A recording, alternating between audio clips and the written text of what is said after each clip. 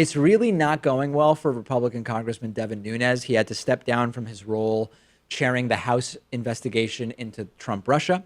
He got caught running to the White House to tell Trump what the investigation was doing. He made a huge deal out of this now infamous memo that turned out to be completely unremarkable in every way. He got caught running his own fake news website, the California Republican. And now we've learned that Devin Nunes is being investigated for possible campaign finance law violations. The FEC sent him a letter this week saying that there are 3 contributions that he received from individuals, possibly illegal contributions, and that an investigation is now ongoing. There are 3 people, their names aren't important, they're not super relevant, who appear to have donated more than the maximum $2,700 per donor per election cycle to Devin Nunes. There's also a 4th donation for $10,000, which is raising red flags because it came from a company called Stone Land Company. And the FEC law doesn't allow contributions from companies or labor organizations unless made from separate, segregated funds established by the corporation or labor organization. Sort of technical, doesn't even really matter the details of. But the point is that after 18 months of public embarrassment and face planting by Nunes, now he's dealing with a federal probe into his campaign finances and has about a month to respond to that probe. And the other funny little detail that I sort of picked up or noticed reading the stories about this is that Devin Nunes's mom is his campaign treasurer. I mean, I guess it sort of makes sense if you're running like for city council in a small city, but is it normal for your mom to be the treasurer of your campaign for U.S. Congress as a sitting congressman? Maybe it's because Trump sets the nepotism standards and now it becomes nepotism all the way down and they're all doing this thing. Maybe I'm wrong and it's not that rare that at the national level you want someone in there that you trust, and I guess presumably most people can trust their moms.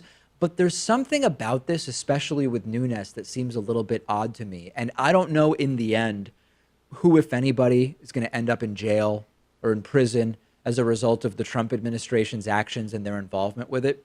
But if people do end up doing time, I kind of hope Nunes is one of those people. Obviously, if he did illegal things, I'm not saying someone who did nothing wrong should be put in jail or prison.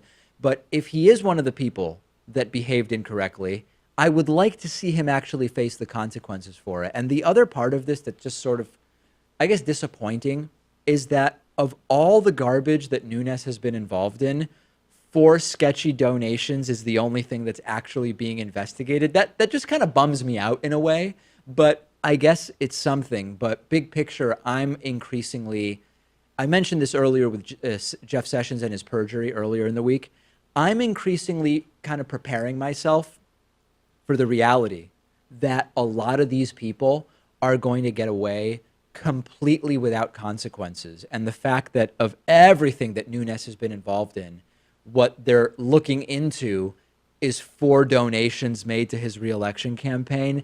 I'm not feeling hugely optimistic that we're going to see real consequences here. Well, if there is any recourse, it's that he's a congressman, which means that he's up for re-election in November of this year. Yeah. And given the fact that he's jumped onto the national stage and people in Fresno know about him, running to the White House to update the White House on the source of the intelligence, or the memo gate stuff, or now these campaign finance violations, they could be incentivized to vote him out. That would be the best thing, right? Just vote this guy out. Vote him out in November, because all of these people, men and women, are up for re-election every 2 years. That's why they're campaigning all the time, because one election finishes and then 5 months later, they're already campaigning and raising money for their next election. That's the opportunity, which is, aside from whatever happens with this investigation, you can vote this guy out, although we'll see if California actually decides to do it. The video you just watched was made possible by support from you. Please go to patreon.com/David Pakman Show. You can make a pledge of as little as $1 per month.